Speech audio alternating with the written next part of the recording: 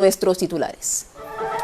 Analiza gobierno cubano situación epidemiológica de la nación y disponibilidad de camas en centros de salud. Autoriza gobierno de Estados Unidos operaciones en puertos y aeropuertos de Venezuela. Clasifica Granma a semifinales de la Serie 60 del béisbol cubano.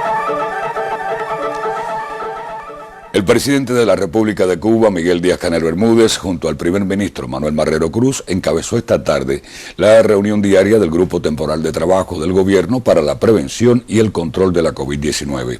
Durante el encuentro en el que participó el segundo secretario del Comité Central del Partido, José Ramón Machado Ventura, se insistió en la necesidad de que, ante la compleja situación epidemiológica, cada provincia lleva un control estricto sobre la disponibilidad de camas en los hospitales, así como en el trabajo para cortar la transmisión del virus. Cuba amaneció este miércoles con 5.563 casos positivos a la COVID-19 ingresados en sus hospitales, de ellos 893 confirmados en las últimas horas. Cifras que evidencian la compleja situación epidemiológica que vive el país, siendo las provincias de Guantánamo, La Habana y Santiago de Cuba las de mayores cantidades de enfermos por cada 100.000 habitantes. De los 893 casos, las mayores cifras de casos confirmados se concentraron en La Habana, con 492, representó el 55% de todos los casos confirmados en el día de ayer. Guantánamo con 138 aportó el 15,4% y Santiago de Cuba con 82 el 9,1%. Sigue siendo Guantánamo el territorio con la mayor tasa de incidencia del virus en el país y ante el probable incremento de casos positivos en los próximos días, sus autoridades realizaron un estudio de capacidades hospitalarias en la provincia que le permitió incrementar la cantidad de camas. Eso nos dio la posibilidad de tener 913 camas disponibles y se han incrementado 1.140 camas, que eso nos darían una capacidad de 3.200 camas. En La Habana, ciudad con más de 2 millones de habitantes, también se vive una tensa situación epidemiológica con el virus disperso por sus 15 municipios. De los 893 confirmados en el día, 492, más de la mitad, son de la capital, ciudad que tiene hoy casi 3.000 contagiados con la COVID-19 en sus hospitales. Ante la compleja situación epidemiológica, el Consejo de Defensa Provincial sigue trabajando en ampliar capacidades para el ingreso tanto de los positivos como de los contactos y sospechosos. Se logra recuperar 496 capacidades adicionales, más las 600 capacidades en las cuales estamos trabajando en la UCI para recuperarla y aproximarnos a las 2.000 capacidades. Eso nos daría alrededor de 1.000 capacidades adicionales a las 3.821. O sea que superaríamos las 4.900 capacidades de aislamiento para casos sospechosos y también se continúa evaluando incorporar al Hospital Fajardo dentro de la estrategia también de hospitalización. En Santiago de Cuba, durante los últimos 15 días, se han contagiado con el virus 1.463 personas, cifra que la ubica en la tercera provincia con la mayor tasa de incidencia de la enfermedad en el país. Hoy, en el Oriental Territorio, al decir de su gobernadora, se cerraron 284 focos. Su laboratorio de biología molecular no tiene muestras de PCR atrasadas y cuenta con disponibilidad de camas en centros de aislamiento y hospitales. Se mantienen las 6.977 camas. Bueno, y tuve la posibilidad de intercambiar con el viceprimer ministro Morales y con el ministro de Salud Pública por los otros temas de aseguramiento. Y de los 6 pacientes críticos y los 2 graves que están en la provincia, hoy todos están dando PCR negativo, o sea que los 2 últimos PCR están dando negativo y como bien explicó el ministro, le seguimos dando especial atención a los 8 pacientes que tenemos graves. Ante el Grupo Temporal de Trabajo rindieron cuenta además los gobernadores de Pinar del Río, Mayabeque, Matanzas y Villa Clara, provincias en su mayoría donde se han incrementado la cantidad de casos positivos a la COVID-19, virus que le ha causado la muerte a más de 2,5 millones de personas en el mundo. Wilmer Rodríguez Fernández, Sistema Informativo de la Televisión Cubana. Tras el incremento de casos positivos de COVID-19 en las últimas jornadas, la provincia de Villa Clara presenta una tensa situación epidemiológica. Más de 220 pacientes se mantienen ingresados en las instituciones hospitalarias, 64 de ellos en condición de sospechosos. Según los modelos de pronósticos y el desarrollo de los acontecimientos, Villa Clara debe esperar un aumento sostenido de casos de COVID-19 en los próximos días. La tasa de incidencia de la provincia es de 45.02 y los municipios de Santa Clara y Manicaragua presentan los mayores valores de este indicador con 101 y 51.7 respectivamente. Para disminuir el movimiento de personas y con él el riesgo de exposición, el Consejo de Defensa implementa y ratifica acciones que propicien el control de la situación. El Ministerio del Interior y los inspectores estatales del transporte arrecian la vigilancia sobre los vehículos administrativos y ya se retiraron más de 90 licencias. Se refuerzan también los puntos en fronteras. Desde Villa Clara, Griselis Moreno, Sistema Informativo de la Televisión Cubana. Y la provincia de Mayabeque retrocedió a la fase de transmisión autóctona limitada. El Consejo de Defensa Provincial extrema en todos sus municipios las medidas para enfrentar la COVID-19. Mayabeque retrocede a la fase de transmisión autóctona limitada. Dada la situación epidemiológica existente, el Consejo de Defensa Provincial, presidido por Yanina de la Nuez Aclich, extrema las medidas para la contención de la pandemia. Las actividades de la producción agroalimentaria tienen que continuar. El abastecimiento y el encargo y el cumplimiento del encargo nuestro de entrada de comida a la capital tiene que mantenerse. Los indicadores de salud que también hemos logrado nosotros se tienen que mantener. Por tanto, además hay un grupo de cuestiones que debemos de insistir en aras de que en el menor tiempo posible podamos detener la transmisión en nuestra provincia. También insistió en la profundización de las pesquisas en las comunidades con apoyo de los principales factores, la ampliación de capacidades en hospitales, nuevos centros de aislamiento, se suspende el servicio automotor de transportación de pasajeros a trabajadores por cuenta propia. Instó a una mayor divulgación de los decretos 30 y 31, publicados en la Gaceta Oficial número 8 del pasado 29 de enero, que establecen las regulaciones asociadas a la violación de las normas que rigen la política de precios y tarifas, así como las infracciones al cumplimiento de las medidas sanitarias para el enfrentamiento a la COVID-19. En Mayabeque, Arelis Díaz, Sistema Informativo de la Televisión Cubana.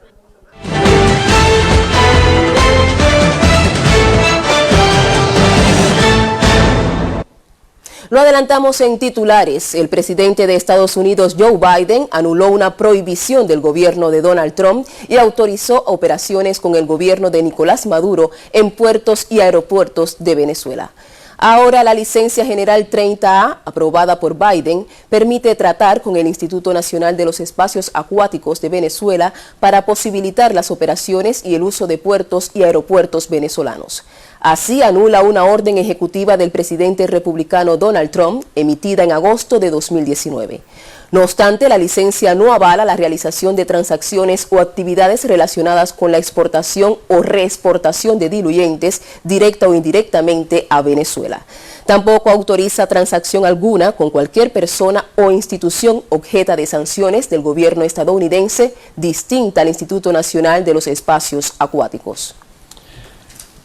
La vicepresidenta ejecutiva de Venezuela, Delcy Rodríguez, denunció las consecuencias que el bloqueo estadounidense tiene para su país. Sus palabras trascendieron durante la presentación de la memoria y cuenta del año 2020 ante la Asamblea Nacional. Así lo reflejan medios extranjeros. Durante su discurso, Delcy Rodríguez remarcó las consecuencias del bloqueo comercial y financiero de los Estados Unidos sobre la economía de Venezuela. Para que se entienda el nivel de impacto que ha tenido la agresión económica contra Venezuela. Es como si hubiésemos vivido una guerra, pero no es una guerra, porque nosotros somos un pueblo víctima de una agresión unilateral por parte del gobierno de los Estados Unidos y gobiernos satélites. No estamos en combate, somos víctimas. Que se imponga la sensatez, que se imponga la vida, que se imponga la razón frente a estos hechos tan crueles. La vicepresidenta indicó que a pesar del bloqueo, Venezuela presenta logros en varios campos, incluida la lucha contra la pandemia de la COVID-19. Los candidatos electorales de Ecuador completan este miércoles la penúltima jornada de actos de campaña rumbo a los comicios generales del próximo 7 de febrero. De acuerdo con los sondeos, lidera la intención de votos Andrés Arauz, cuya fórmula recibe el apoyo del expresidente Rafael Correa. Sin embargo, el exmandatario mostró preocupación sobre las maniobras para impedir que el correísmo vuelva al poder luego de conocerse los intentos para cambiar la fecha de las elecciones. Mientras, los binomios presidenciales se encuentran en diferentes puntos del país para celebrar sus respectivos cierres de campaña. A partir del viernes comienza el periodo denominado silencio electoral. México aprobó el uso de emergencia de la Sputnik V, poco después de anunciarse la eficacia del fármaco en un 92%. El gobierno mexicano anunció la firma de un contrato para recibir hasta 400,000 dosis en febrero. De esta forma, México recibirá 24 millones de dosis del medicamento ruso durante 2021. Sputnik V se convierte en la tercera vacuna aprobada en el país azteca. Esa nación pretende contrarrestar el virus que ha causado casi 160,000 muertes y más de 1.800.000 casos positivos.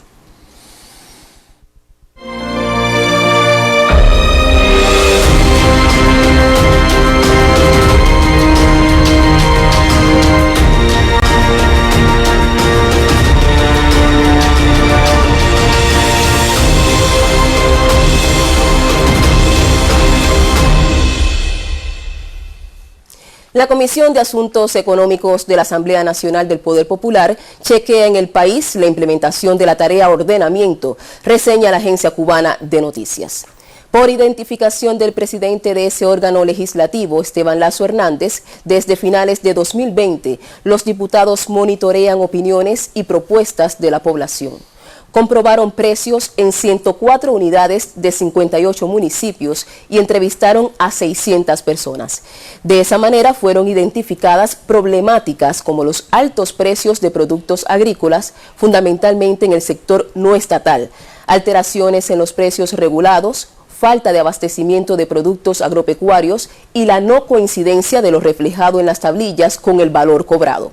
Tras la implementación de la tarea ordenamiento el pasado 1 de enero, la Comisión de Asuntos Económicos del Parlamento recogió preocupaciones sobre precios del sistema de atención a la familia, comedores obreros, transporte urbano y suburbano, entre otras. Esas inquietudes fueron canalizadas con autoridades del gobierno y la administración en los correspondientes territorios. También la trasladaron a los ministerios de Finanzas y Precios y de Trabajo y Seguridad Social para su evaluación y atención correspondiente. La estrategia económica y social que implementa Cuba incluye la descentralización gradual del mecanismo de asignación de divisas, una medida que favorece al sistema empresarial. Entre las entidades que ya aprovechan esa oportunidad se encuentra la empresa agroindustrial de granos Sur del Jíbaro de Santi Espíritus, que ha buscado fuentes para obtener ingresos indispensables para su reaprovisionamiento y desarrollo. En el nuevo escenario económico cubano, la empresa agroindustrial de granos Sur del Jíbaro de Santi Espíritus tiene mayor autonomía y posibilidades para gestionar divisas que le permitan reaprovisionarse y producir.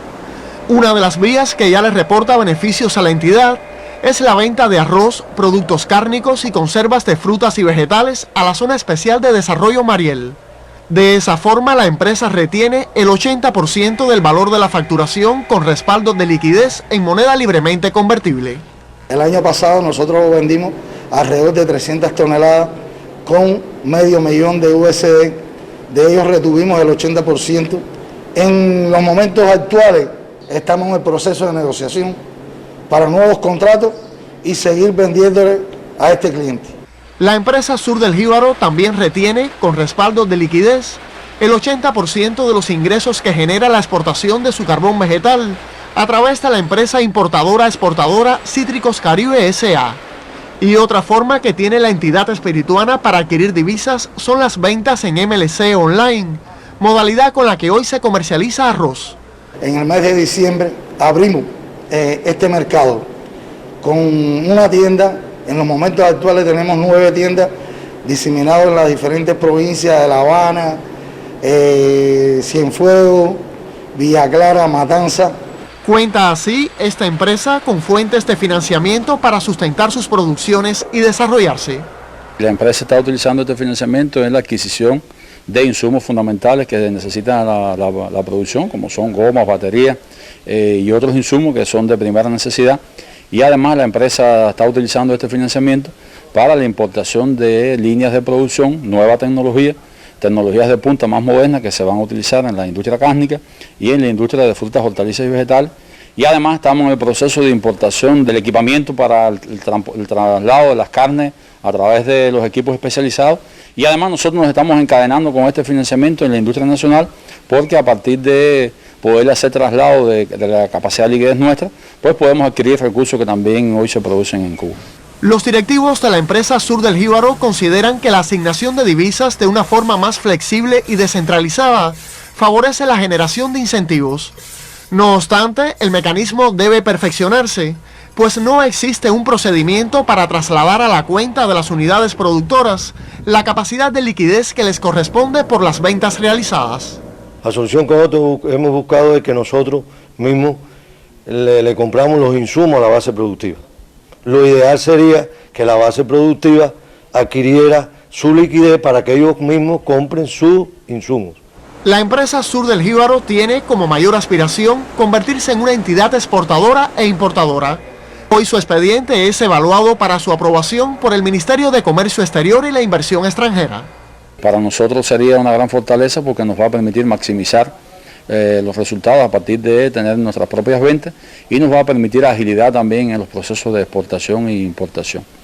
Y además una fortaleza porque a través de nosotros las empresas de la agricultura, otras empresas del territorio, pueden exportar e importar y eso se convertiría en una fuente de ingresos para nosotros y también para otras entidades de aquí de la provincia de Santi Espíritu.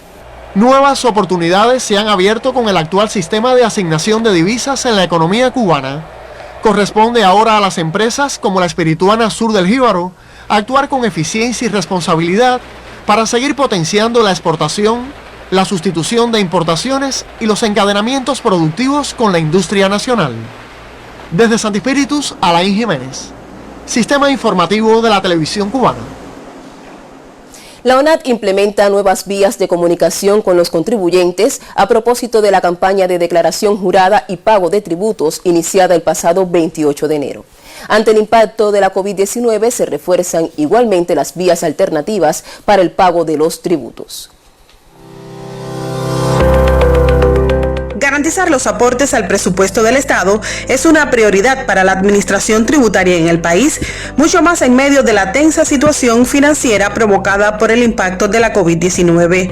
En consecuencia, desde el pasado 28 de enero se inició la campaña del impuesto sobre ingresos personales y pago de tributos en el 2021. Según nos asegura vía internet la directora nacional de atención al contribuyente, están obligados a presentar la declaración jurada los trabajadores por cuenta propia y los contribuyentes del régimen general. Todos los contribuyentes trabajadores por cuenta propia que estuvieron suspendidos 6 meses o más no deben ni presentar ni pagar la declaración jurada del impuesto sobre ingresos personales del ejercicio fiscal 2020.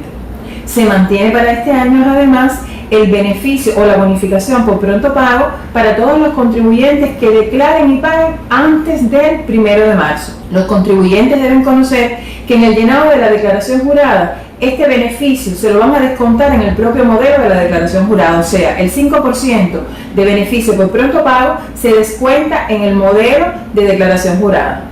Ya después, si el importe de pagar, con este importe se va al banco y se paga, o pueden también pagarlo por las pasarelas o canales digitales de pago, ya sea Transfer Móvil, Telebanca, y entonces por el uso de estos canales se le va a descontar el 3%. Es un beneficio que se da por el uso de los canales electrónicos de pago. Explicó Arelis Pérez que la ONAT ha establecido nuevas vías de comunicación con los contribuyentes. Una de ellas resulta el portal tributario www.onat.gov.cu. Y aquí van a poder encontrar diferentes informaciones, desde noticias referentes a temas tributarios, como varios servicios que son para los contribuyentes. Dentro de los servicios tenemos el vector fiscal, en el cual los contribuyentes pueden descargar su vector fiscal para los pagos del ejercicio fiscal 2021. También tienen el correo consultas, o sea, un servicio de consultas donde nos pueden escribir todas sus dudas, las cuales van a ser respondidas. Los contribuyentes cuentan también con un canal de Telegram y líneas telefónicas en cada oficina tributaria del país, así como la posibilidad de utilizar las pasarelas de pago habilitadas. Mecanismos para hacer más expedito el tan necesario aporte al presupuesto del Estado. Rosana Thompson Casamayor, Sistema Informativo de la Televisión Cubana.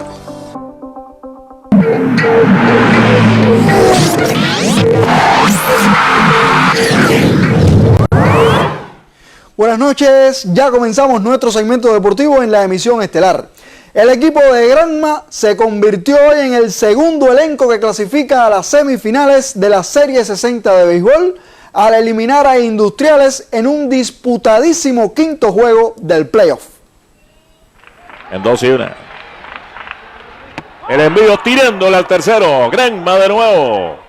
Sueña con ser campeón de Cuba. Ya está dentro de los 4. Ya va a ser el 1. En la otra instancia, Pegueros y Alazanes. Ya tenemos la primera semifinal. Industriales llega al quinto choque, pero quedó en el camino. Le falló su bateo, no su picheo. De todas maneras han dado una muy bonita serie de cuartos de final, pero son los caballos. Los bicampeones del último quinquenio vencieron a los multilaureados Leones de la capital con pizarra final de 2-1. Otra vez el estelar Lázaro Blanco tiró una joya de picheo después de complicarse y trabajar muchísimo en el mismo primer inning, donde Industriales no lo pudo aprovechar. Del cierre se encargaron el zurdo Miguel David Paradelo y el salvador Carlos Santana tras la salida infructuosa de Kelvin Rodríguez. A la ofensiva sobresalieron Carlos Benítez, hoy como cuarto bate de 4-2, incluyendo un two-way y un remolque, y nuevamente la revelación de la receptoría de Iván Prieto, que batió de 3-2 con un doble y una impulsada. La famosa dupla de Avilés y de Espaine aportaron muy poco durante todo el playoff. Por los azules de la capital hay que destacar la excelente labor de Pavel Hernández, que entró de relevo en el primer capítulo tras la explosión del abridor Michael Taylor. Señalar además que Industriales en el último tercio de juego tuvo 2 acciones negativas en el corrido de las bases que le costaron muy caro. Una cuando Andrés Hernández la puso contra el muro del right field y lo enfriaron en segunda. Y la otra cuando Lisbán Correa le siguió para la intermedia a Alex Kemer Sánchez y también lo pusieron out. Al terminar el choque, el colega Randy Vasconcelos accedió a la conferencia de prensa y obtuvo declaraciones de algunos protagonistas. Una gran apertura en el día de hoy frente a un gran rival, el equipo que más gana en la pelota en Cuba, Industriales. Un gran partido, todo el mundo lo vio. Lo fundamental es la dedicación y la entrega que le demos y la disciplina cada vez que subamos a lanzar un juego béisbol.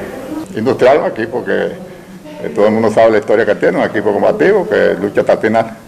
El equipo nuestro estuvo bien. Este juego de hoy era fundamental porque si se perdía no íbamos a ver. Estoy en perfectas condiciones, lo importante es que el equipo pasó, ahora vamos a prepararnos en conjunto, que es lo fundamental, para dar un gran espectáculo al pueblo de Cuba. La competencia va a seguir fuerte, por lo contrario que queda en la próxima etapa, pero el juego importante lo ganamos, que era este que ganamos hoy. Y desde la provincia de Granma nos llegan también opiniones de algunos aficionados, gracias a la colega Rosa María Torres Montalbán. Estamos muy contentos, yo creo que toda la afición granmense estábamos esperando este triunfo de los alazanes para clasificar a la semifinal de la pelota cubana. Nosotros siempre vamos a apoyar a nuestro equipo, sea lo que sea, y pase lo que pase, y Granma campeón. Pensemos que tengan la victoria final, Granma campeón este año también. Se luchó. Buen picheo, bateo oportuno, no hizo muchas carreras el equipo como quizás muchos esperaban. Fueron protagonistas de una serie que terminó muy bien, muy arriba. Granma le ganó a un gran equipo, pero ya Granma está entre los 4 grandes del béisbol cubano en esta serie 60. Por otra parte, los peloteros camagüeyanos Loidel Chapellí y Yosimar Cousin firmaron hoy oficialmente sus contratos con el club Los Santos en la Liga Profesional de Panamá. Ambos jugadores viajaron hoy mismo para incorporarse a los entrenamientos de su nuevo equipo. En ese mismo plantel se desempeñarán el cienfueguero César Prieto, el santiaguero Junior Tour y los espirituanos Hazel Cepeda y Luis Dani Morales. También del béisbol, Hit publica hoy que el atleta de Santiago de Cuba, Joelquis Guiber, no participó en la Serie del Caribe por decisión técnica de su club Tomateros de Culiacán. O sea, la directiva de ese equipo reforzó con otros peloteros de mayor rendimiento. Por lo tanto, el rumor de que Joelquis Guiber no fue a la Serie del Caribe por ser cubano y por la salida de nuestro país de ese certamen regional, eso no es cierto. Y hasta aquí el deporte. Buenas noches.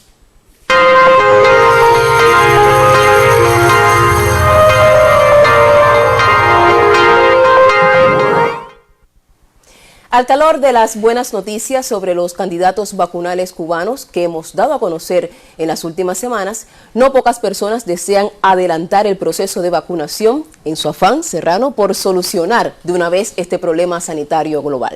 Cierto. Sin embargo, el periodista Abdiel Bermúdez defiende la idea de que la ciencia no es mágica y lleva su tiempo. Hoy está aquí para comentarnos al respecto. Buenas noches, Abdiel. Sí, muy buenas noches, amigos. La vacuna es el sueño de todos, yo diría más, la esperanza.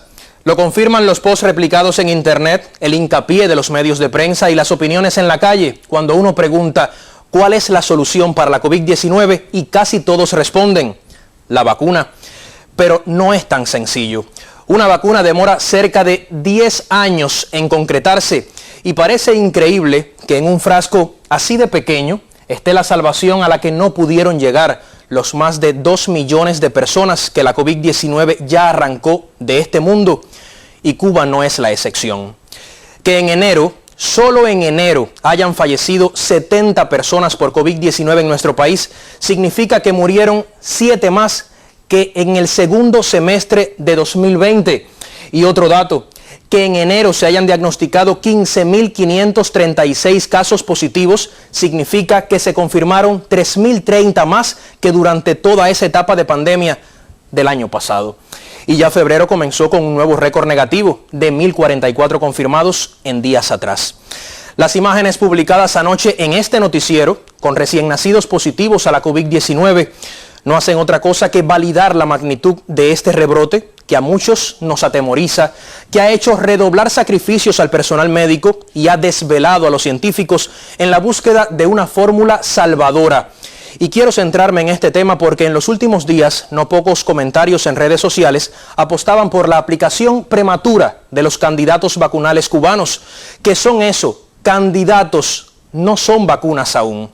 Y hay quienes dicen que si las cosas van bien, entonces lo ideal es producir la vacuna e inmunizarnos y ya. Pero pensarlo así es creer que la ciencia es magia, y eso no es verdad. Apostando por la capacidad científica instalada que tanto le debemos a Fidel, así como por la articulación entre instituciones de ciencia y tecnología y el rol más flexible de la entidad reguladora, la ciencia cubana ha abreviado los pasos establecidos en sus propios manuales para hacerle frente a esta pandemia, y así lo ha hecho el mundo también. Pero todo tiene un límite, y ese límite, lo saben los científicos, hay que respetarlo. Un amigo microbiólogo alertaba sobre los riesgos de aplicar una vacuna sin haber completado sus etapas mínimas para avalar seguridad y eficacia. Decía que hacerlo solo conseguiría exponernos a reacciones adversas graves y arriesgar la salud de millones.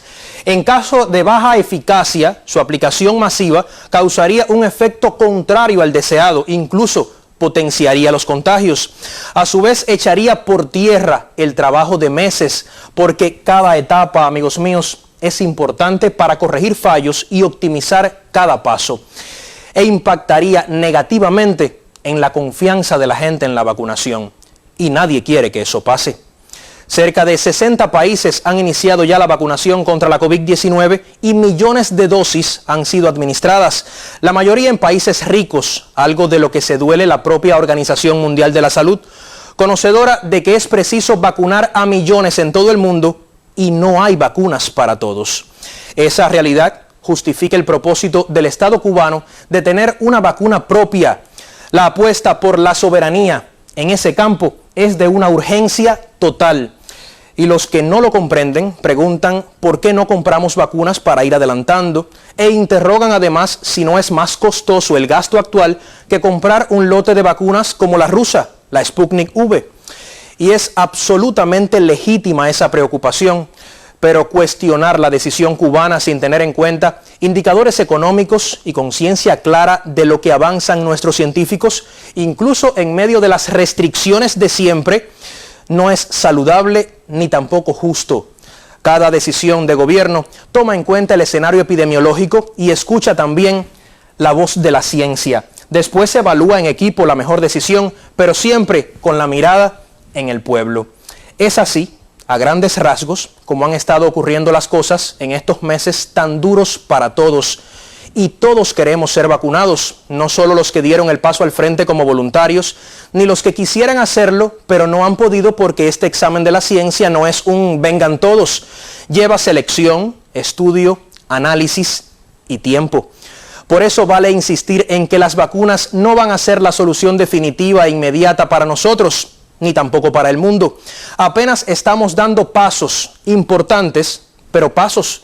Todavía se trata de intentar frenar los contagios con las medidas que conocemos, usar bien el nasobuco, evitar aglomeraciones y locales cerrados, mantener el distanciamiento físico, desinfectar superficies, en fin, ser responsables y cuidadosos, porque el virus está en cualquier parte. Les muestro otra vez las imágenes de la sala de cuidados intensivos neonatales en el Hospital Naval de La Habana. Son neonatos con COVID-19. No tienen culpa de haberse contagiado y ahora mismo para ellos ni siquiera hay una vacuna a considerar porque en el mundo no existe aún ninguna aprobada para su uso en niños y adolescentes. Y eso, ya lo dije amigos míos, lleva tiempo. La ciencia también lleva su tiempo.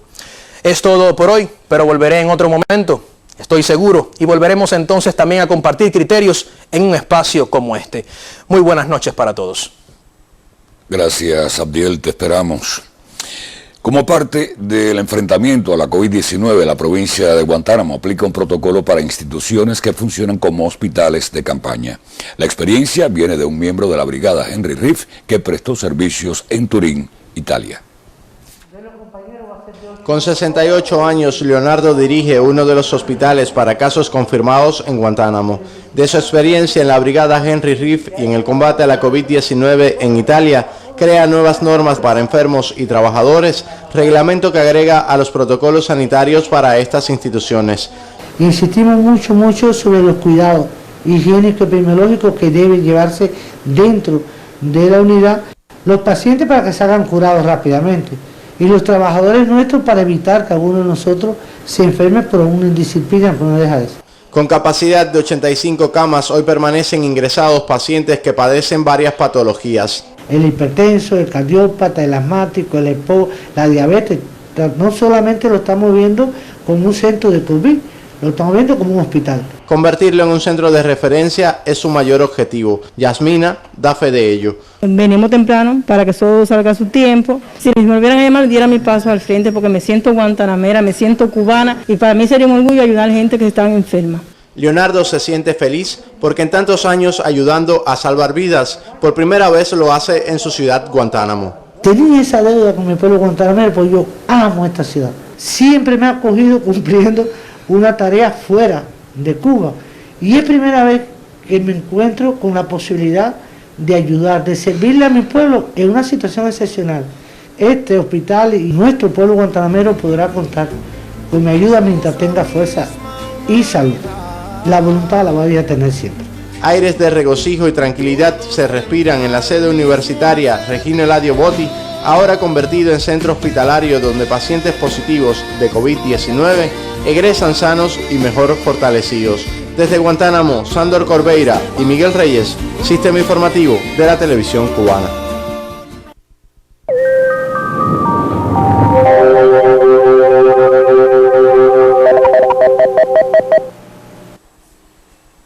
Buenas noches. noches. La madrugada fue notablemente fría hacia zonas del interior de gran parte de nuestro país. En 22 estaciones meteorológicas la temperatura mínima estuvo por debajo de los 10 grados Celsius. El valor más bajo de 5 grados Celsius se reportó en Playa Girón, en la provincia de Matanzas, y también en Unión de Reyes, en la propia provincia de Matanzas, se reportó 5.4 grados Celsius. Y un dato de interés resulta que en la estación meteorológica de Veguitas, en la provincia de Granma, se reportó 8.8 grados Celsius, lo cual posiblemente constituye récord para el mes de febrero en esta estación meteorológica. El récord anterior era de 9.5 grados Celsius en 1993. Y observen que Cuba se mantiene bajo la influencia de las altas presiones continentales migratorias, un viento de región norte que llega desde los Grandes Lagos hasta nuestro país con una masa de aire muy fría que ha dado por eso estas madrugadas notablemente frías, y la de mañana también continuará siendo notablemente fría. Observen en las imágenes de satélite cómo desciende el aire seco hacia nuestro país, por eso nuestro territorio se mantiene prácticamente despejado, y por eso para mañana se pronostica un amanecer soleado en gran parte de nuestro territorio, lo que hará que también sea la madrugada notablemente fría con la debilidad de los vientos, y por la tarde estará con sol y algunas nubes, pero será muy baja la probabilidad de lluvias, prácticamente sin lluvias en todo nuestro país.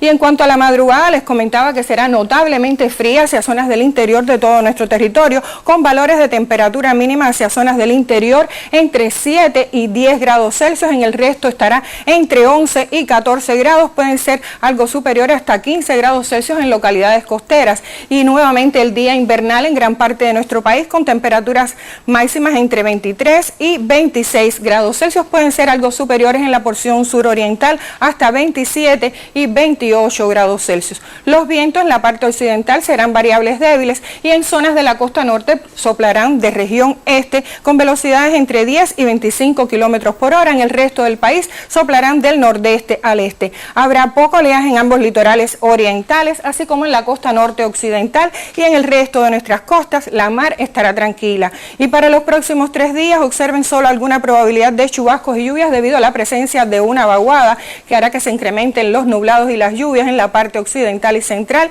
y tendremos que las temperaturas irán en ligero ascenso gradual, mientras que todavía el viernes se mantiene la madrugada muy fría hacia zonas del interior en todo nuestro país. Esto es todo en cuanto al tiempo. Que tengan un feliz día y hasta mañana. Feliz noche también para usted, doctora. Y con el inicio de la tarea de ordenamiento, el comercio interior ha sido uno de los organismos con más transformaciones que impactan directamente en la población. Así sucede con la venta de materiales de la construcción. De manera particular, nos acercamos hoy al aumento necesario del monto de dinero para otorgar a personas con subsidios para construir por esfuerzo propio. Con el reporte de la periodista Talia González. Las tiendas de materiales de la construcción para la venta a quienes se les otorgó un subsidio para reparar o construir por esfuerzo propio se mantienen brindando servicios, pero ahora con nuevos precios. Recibí este subsidio desde el año pasado con una cifra, con un valor equivalente, o sea, una X cantidad de materiales equivalente a una cifra, pero que ahora con la subida de los precios, esa cantidad de materiales que me dieron no son compatibles con la cifra que me va ahora a salir el precio de los materiales. ¿Es más caro ahora? Es más caro, entonces no me van a alcanzar los materiales. Con esta duda acudimos al Ministerio de Comercio e Interior. Los funcionarios encargados en el tema informan que a partir de los nuevos costos de las producciones, así como las tarifas de transportación, los precios minoristas también tienen transformaciones. Un asunto que se evalúa con la Comisión de Implementación, los Ministerios de Finanzas y Precios, Comercio e Interior, la Dirección General de la Vivienda y los gobiernos locales. A partir de la evaluación del expediente de cada uno de los subsidios, determinar de los materiales pendientes a los nuevos precios, cuál sería el nuevo monto necesario para poder culminar, que es un cálculo que debe hacerse y que se está trabajando en estos momentos en eso. Y como resultado entonces poder a cada una de las personas de forma individual, o sea, un tratamiento persona a persona, poderle hacer la modificación del subsidio en correspondencia con los recursos que le falta para poder completar la acción constructiva. Algunos productos aumentan los precios, mientras que otros mantienen sus costos a la población. En este caso podemos hacer referencia a la arena artificial. La arena artificial hasta el año pasado tenía un precio del metro cúbico a 190 pesos. Hoy tiene un precio de 268 pesos. Al igual que el resto de los áridos, el polvo y la gravilla. Podemos hacer referencia a otros productos como son los bloques, por ejemplo, que su precio era de 7 pesos, hoy oscilan entre 11, 14 y 16 pesos, según la medida de cada bloque. El cemento, en cambio, mantiene su precio. El cemento P350 en bolsa mantiene su precio a 165 pesos. El cemento granel PP35, el kilogramo, su precio es 2.50.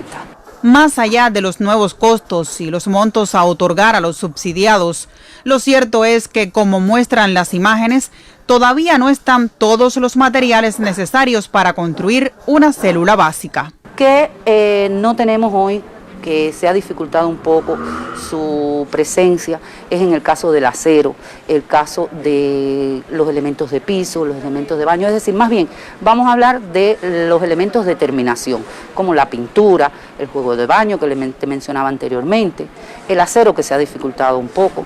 Otro de los asuntos a los que hay que poner particular atención en este tema es la necesidad de que los gobiernos locales sean más ágiles en la valoración y el otorgamiento de los subsidios. Motivo para un próximo reporte. Talía González, Sistema Informativo de la Televisión Cubana. El alto impacto de la tarea de ordenamiento en la vida de los cubanos impone del conocimiento y estudio de las disposiciones jurídicas que lo regulan. Desde hoy, Hacemos Cuba realizará un ciclo de programas dedicados a las disposiciones jurídicas que implementan las decisiones de mayor interés social contenidas en la tarea ordenamiento. Hoy estará como invitada la viceministra primera de Justicia, Rosabel Gamón Verde, para referirse a las normas jurídicas de mayor jerarquía y a aquellas que inciden directamente en los servicios que brinda el Ministerio de Justicia, entre ellos las notarías y los registros públicos. Hacemos Cuba, hoy al finalizar la novela, por los canales Caribe, Cubavisión y Cubavisión Internacional.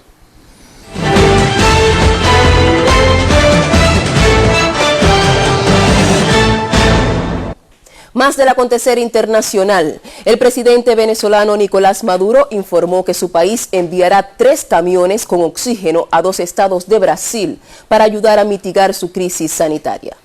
Maduro aseguró que está dispuesto a enviar semanalmente camiones con oxígeno a Brasil por la solidaridad y amistad que existe entre ambos pueblos.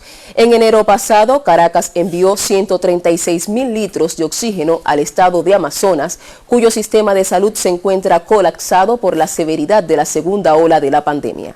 En contraste, recientemente el presidente ultraderechista Jair Bolsonaro manifestó que el gobierno federal no es responsable de llevar oxígeno al estado de Amazonas. El presidente de Estados Unidos, Joe Biden, firmó 3 órdenes. Una de ellas busca reunir con sus familias a los más de 500 niños migrantes que aún permanecen separados de sus seres queridos. Una televisora extranjera nos acerca a la noticia. Joe Biden sigue desmontando el legado anti-inmigración de Donald Trump. Firmó 3 órdenes en ese sentido. Una de ellas dirigida a reunir a los niños que fueron separados de sus padres tras cruzar la frontera. También quiere abordar las causas de la migración con representantes de la sociedad civil, organismos y gobiernos, en especial los de El Salvador, Guatemala y Honduras, para crear un marco regional. No estoy haciendo una nueva ley, estoy eliminando la mala política. Vamos a trabajar para deshacer la vergüenza moral y nacional de la administración anterior, que literalmente arrancó a los niños de los brazos de sus madres y padres en la frontera, sin ningún plan, ninguno en absoluto, para reunificar con sus padres a los niños que todavía están bajo custodia. Biden trata de enmendar los daños causados por una de las políticas más controvertidas de la administración Trump, la separación de familias inmigrantes después de atravesar la frontera con México sin documentos. De esta forma, al menos 5.500 menores se encontraron solos e internados en centros de detención. La justicia revocó la medida, pero aún hoy hay 545 niños que no han podido volver con los suyos. El presidente estadounidense ha ordenado crear un grupo de trabajo para localizar a las familias y permitir su reunificación. El ministro de Petróleo de Siria, Bassam Touma, reveló que el valor de las pérdidas del sector de hidrocarburos a consecuencia de la guerra ascendió a 91.500 millones de dólares. De acuerdo con Prensa Latina, el titular aseguró que de esa cifra, 19.300 millones de dólares son pérdidas directas y 3.000 millones a consecuencia de los bombardeos aéreos de la coalición dirigida por Estados Unidos contra instalaciones petroleras sirias. Antes del inicio de la guerra en 2011, Siria producía más de 380.000 barriles diarios de crudo y debido a la ocupación y los actos terroristas, la cifra se redujo a unos 25.000 barriles.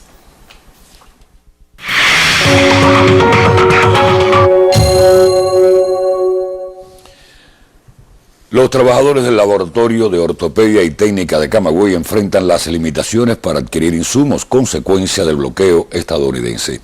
Con ideas innovadoras y mucho altruismo, laboran para mejorar con sus producciones la calidad de vida de pacientes de todo el territorio agramontino.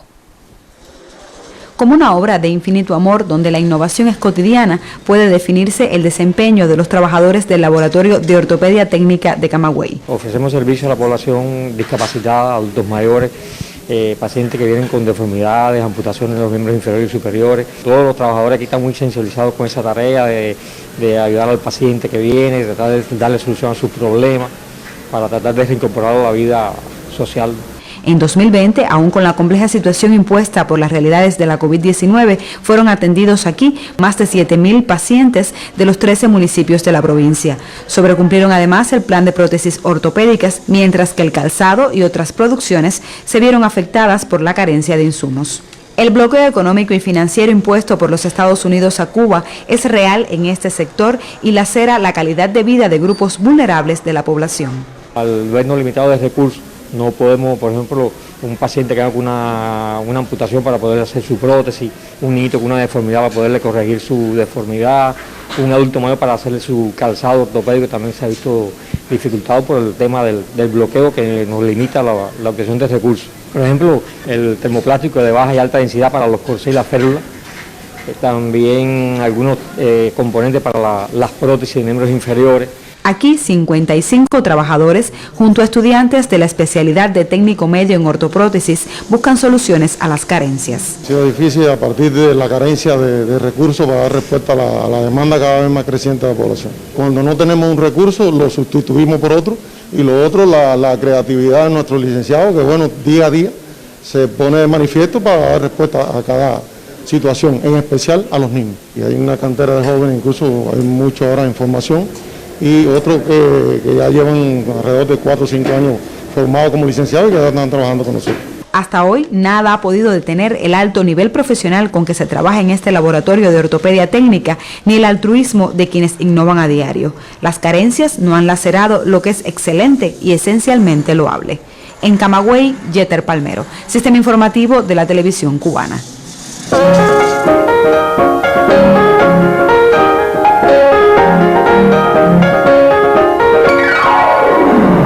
Buenas noches. Las instituciones culturales y de la enseñanza artística completan la fuerza técnica especializada que necesitan, gracias al incentivo que supone el aumento salarial previsto en la tarea ordenamiento. El impacto positivo de esta medida se evidencia en la Brigada de Instructores de Arte José Martí en la provincia de Santi Espíritus. La instructora de arte Ilén Bernal convierte cada clase en una puesta en escena. El regreso a la enseñanza le devolvió alegrías renovadas. Cuenta que hace cerca de un lustro abandonó la profesión para dedicarse a la artesanía y tener mejores ingresos económicos. Con todos estos cambios quise darme otra oportunidad en lo que yo estudié.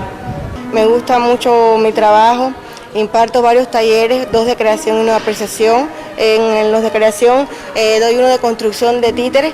Ilén se reincorporó al trabajo con nuevas motivaciones. A los talleres que imparte en la Casa de Cultura Osvaldo Murzulí de Santi Espíritus, uno de los que realiza en la escuela primaria Julio Antonio Mella. Otro de los instructores reincorporados es Daniel Gómez. Pero no es un secreto para nadie que en un momento determinado del tiempo los salarios eran muy pobres y desfavorecidos, y entonces fue que decidí, hace 3 años atrás, trabajar en la Delegación Provincial de la Agricultura, donde me estaba desempeñando como analista. Una vez llegada la tarea de ordenamiento, entonces al aumentar estos salarios, estar un poco más favorable y favorecer a los docentes, que en este caso el instructor, donde quiera que esté, es un docente, ya sea en el sector de la cultura o en una escuela, entonces decidí retornar a mi profesión, a la que amo. Daniel e Ilén son dos de los cerca de 200 brigadistas José Martí de Santi Spíritus que luego de la implementación de la tarea de ordenamiento se reincorporaron al ejercicio de su profesión. El impacto del trabajo ya ofrece frutos en instituciones como la Casa de Cultura. Hoy estamos hablando de que podemos brindar a la población en la prestación de los servicios, talleres en el caso de la manifestación de música, de guitarra, teoría y solfeo, piano, práctica de conjunto, armonía aplicada a la guitarra y hay acciones de apreciación de la música. En el caso de artes plásticas o artes visuales, tenemos instructores ya con las posibilidades de afrontar el proceso docente desde el grabado, la pintura, la cerámica. Centros culturales y educativos trabajan por completar la fuerza técnica dedicada a la enseñanza de las artes.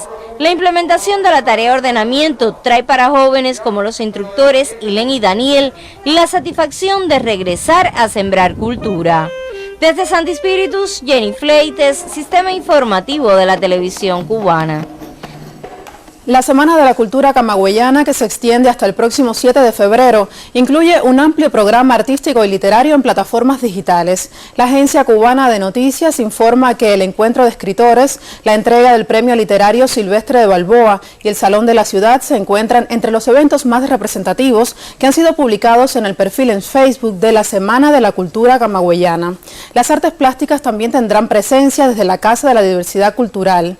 Allí se inaugurará la exposición personal de la creadora Marta Jiménez Pérez, quien mostrará sus habilidades con la técnica de la cerámica esmaltada.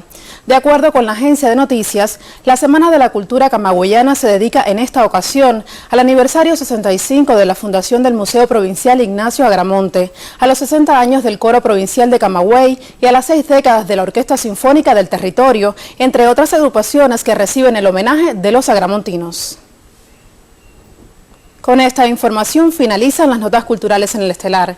Buenas noches.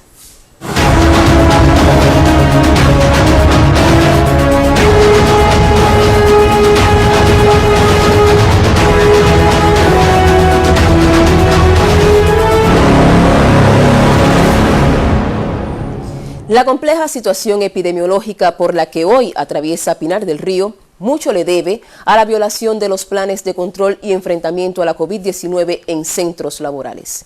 Un equipo de Telepinar presenció una inspección sanitaria estatal a varias instituciones donde comprobaron indisciplinas en el cumplimiento de las medidas higiénico-sanitarias. Trabajadores confinados en bancos, empresas bajo vigilancia epidemiológica y un evento de transmisión en el Polimetálico Castellanos evidencian grosso modo dónde está hoy el escenario de mayor incidencia de la COVID-19 en la provincia de Pinar del Río. La cadena de contagios se multiplica ante cada suceso derivado del incumplimiento de los planes de enfrentamiento al SARS-CoV-2 en centros laborales y que se refleja en las 3.714 multas impuestas en más de 1.780 entidades de vuelta abajo. Así lo corroboramos en un recorrido al azar por varias instalaciones del municipio cabecera, junto a un equipo de inspección sanitaria estatal. Lo primero es el distanciamiento social, tener el nasabuco, los pasos podálicos, tener el hipoclorito al 0.1% para las manos, al 0.5% para los pasos podálicos. Sin embargo, hemos visto que hay algunas de esas medidas que usted conoce que no se implementan en el establecimiento. Bueno, nosotros lo que no tenemos son los pasos podálicos, algunos, o los tenemos en caja de cartón, que ahora yo voy a hablar con el jefe de zona para ver si me da tanques de los picos y los ponemos ahí con colchitas de limpiar al 0.5%. Si no está limpio el paso podálico, si no está sobre una base, si no está bien embebado de hipoclorito de cloro al 0.5%, no tiene función ninguna. Es una de las premisas, de las deficiencias que hoy estamos encontrando en los centros de trabajo. Unido a esto, el hipoclorito para las manos al 0.1%, que muchas veces no los encontramos, o que está el frasco, que es de color blanco, el pomo de color blanco, que no, a ver, es la simple razón de que la claridad o el sol inactiva la presencia del cloro en el pomo. Entonces ya después no tiene función ninguna. Aunque bien aprendidos y reclamados a ultranza por la mayoría de la población, los protocolos de salud ya deberían ser un ABC y no un asunto más para la administración. Ya sea aplicar multas, hoy tenemos 272, que hay multas mínimas de 1.500 y máximas de 600 pesos, pero ya se ha instituido a nivel de país el decreto 31 que pronto se va a aplicar en esta provincia y que es muy importante, pero sí hemos tenido personas positivas a COVID-19 y se han establecido los mecanismos pertinentes para conocer las causas y para establecer las medidas correspondientes con las administraciones o con las personas que han violado su autorresponsabilidad. La exigencia, el control, la llamada de atención directa y oportuna tiene que ser hoy una prioridad de las administraciones y en tiempos de COVID una responsabilidad para todos. Desde Pinar del Río, Fátima Rivera Amador, Sistema Informativo de la Televisión Cubana. Personal de la salud de la provincia de Las Tunas apoya la atención a pacientes positivos de COVID-19 ingresados en el Hospital Militar de Holguín. Este noticiero les presenta a 2 jóvenes médicos que se insertan en las brigadas de apoyo ante la contingencia epidemiológica. Unos salen con la gran satisfacción de haber salvado vidas, otros llegan para el relevo. Así se viven estas jornadas en el Hospital Militar de Holguín, Dr. Fermín Valdés Domínguez, donde se atienden a pacientes tuneros positivos a la COVID-19. En esta geografía sanitaria coincidieron los doctores Lilian Infantes Velázquez y Luis Ignacio Blanco Pedroso, ambos especialistas de primer grado en medicina intensiva y emergencias de la provincia de Las Tunas. Ella, de regreso al calor familiar luego del protocolo de aislamiento.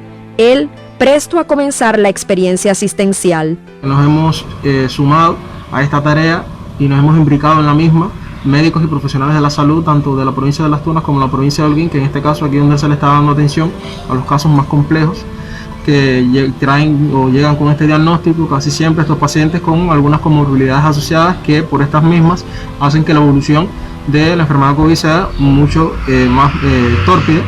Y bueno, claramente aquí tenemos una serie de condiciones que nos han permitido trabajar con estos pacientes de forma intensiva y ofertarles una atención médica adecuada y bueno, una atención médica de calidad. Cabe destacar que estos resultados no hubiesen sido posibles sin el trabajo en equipo que caracteriza la atención del paciente grave, tanto de enfermeros como de personal de laboratorio, como personal de servicio, además del apoyo permanente del grupo de expertos en la toma de decisiones críticas. Ambos dedicaron sus días en el Hospital Militar de Holguín a los cuidados intensivos de pacientes afectados con la COVID-19. Profesión y humanismo son en estos jóvenes sanitarios las mejores fortalezas. Desde Las Tunas, Natacha Díaz Bardón, Sistema Informativo de la Televisión Cubana. Nuestros aplausos para estos jóvenes que ponen corazón y empeño en la lucha contra la pandemia. Finaliza así la emisión estelar. Muchísimas gracias por preferirnos para informarse. Gracias, son ustedes muy amables. Buenas noches, cuídese. Hasta mañana.